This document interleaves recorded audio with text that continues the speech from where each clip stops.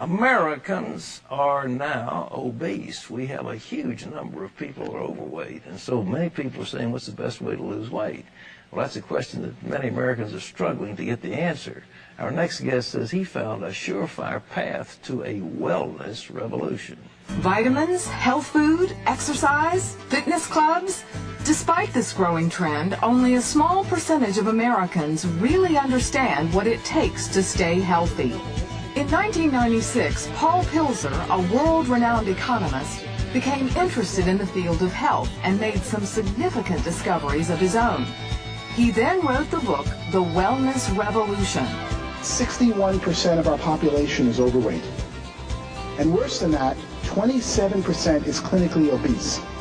That's overweight at a point where you don't know where to turn. Through his scientific research, Paul found out what you need to know to move from sickness and obesity to vibrant well-being.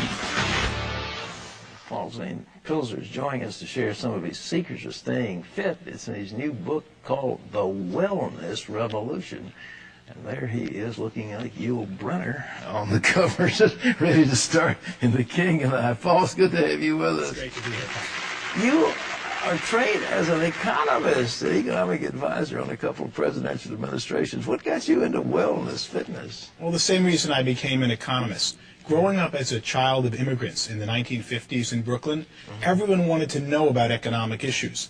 Although my education geared me towards science, I ended up going to Wharton and becoming a professor of economics because my family, my father, his uncles, that's what they wanted information about. They wanted to know how to make a living.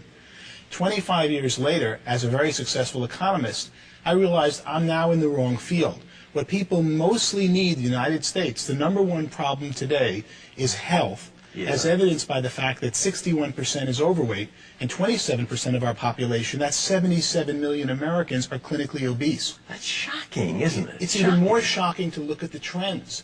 20 years ago, the numbers were less than half that. So in the last 2 decades, while we're all talking about health, and it's all you see when you turn on the television or watch an ad, the population of obese and overweight people has more than doubled. That set me on a research quest to say, why is this happening? What did you discover? What I discovered was it was really an economic problem, not a scientific or biology problem. All right. In effect, we have a $1 trillion food industry in the United States. We pay farmers $40 million to produce food, but $40 billion, but $960 billion is paid to packaged food companies and fast food companies. The food companies in America today are primarily owned by the tobacco companies, and they make addictive processed foods. They study every one of their existing customers and say, how can I get them to consume more? The fast food restaurants know that if you're overweight, you consume 50% more at the cash register and only take up roughly the same amount of space. If you're overweight, you consume 50% more. You buy Absolutely, and you see it by portions of what people eat.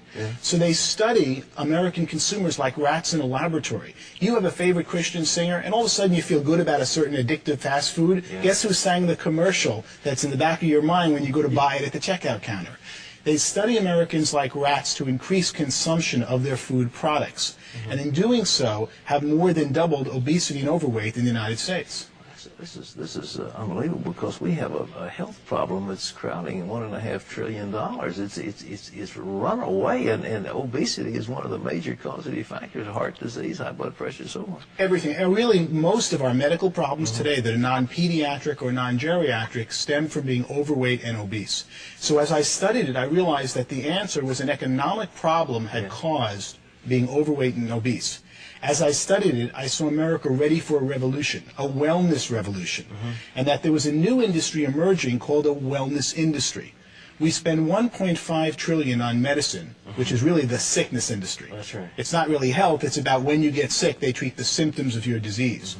We currently spend, and that's what amazed me the most, $200 billion on wellness, fitness clubs, healthy foods, vitamins and supplements. Most of that didn't exist. When I ran the numbers, I could see that the $200 billion wellness industry, which is primarily today upper-class baby boomers who are consuming them, first thing someone does when they make money is try to get healthy. Oh, yeah. And they get out of the diet and kind of medical care most of us get, and they start getting healthier. And that this $200 billion I projected would grow to a $1 trillion wellness industry by 2010. Well, look, are we finding ourselves, on the one hand, we're gorging on trans fatty acids and greasy hamburgers and greasy fries and carcinogenic products. On the other hand, we're out puffing away on treadmills and lifting weights. I mean, are the same people doing these things, or is it a totally different class of people? It is really different people. And so many people who do get on the treadmills are not getting the right information. The problem is that the food industry controls, in effect, our television. Look at most commercials today for television shows are food companies. Sure. And they try to get their consumers to eat more and more of their existing foods. As the food industry focuses on those who are overweight, they make them more and more overweight. And then when someone says, I want to lose weight, I want to get healthy, they get misinformation out there because they've got this industry that controls our media that is constantly saying, how do I get you to eat more food? What should people do to lose weight? What are the tips? Well, I didn't write a book to come up with tips, but I came up with quite a few in doing my research. All right. The main one is really timing. From the time you're hungry, if you start eating food, your stomach doesn't tell your brain that you've now sated and had enough food until 15 minutes have passed. So you can see why fast food restaurants are so deadly, because you go in there hungry and you keep eating and eating and eating in less than 15 minutes, but it isn't until 15 minutes that your body knows you've had enough. When we used to eat with Grandma and they took time between each course, you naturally controlled the amount you eat because it took 15 minutes between courses, and that told your body to stop eating. What supplements? People spending a lot of money on vitamin supplements. Is there anything that people should be looking for? The main thing they should be looking for is to see that their supplements are real. 1/3 of the supplements that you purchase today in the store are not in the bottle what says on the label, because supplements are an unregulated industry in this country.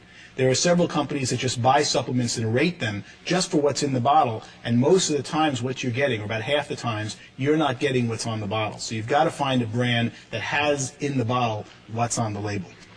The wellness revolution, how to make a fortune in the next trillion-dollar industry. Where do people make money in this thing? Well, that's what I started to discover.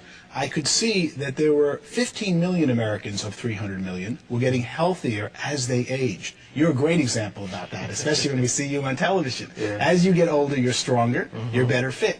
What's going on? It's people who have time to focus on it are seeking out the right products and services to make them healthy. And that's when I could see an emerging $1 trillion wellness industry.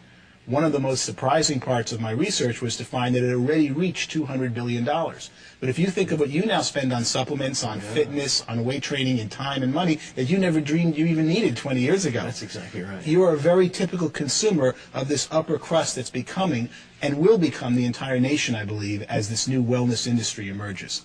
Well, boy, I hope you're right. But so, ladies and gentlemen, how you could A, be well, and B, make some money at the same time. This book, The Wellness Revolution, where you can get it? It's by Wiley Press. Is it available in bookstores? Should be in every bookstore around the country. Paul, Zane, Pilzer, thank you so much for being with us. Thank you very much. It's a real honor to be here. Terry?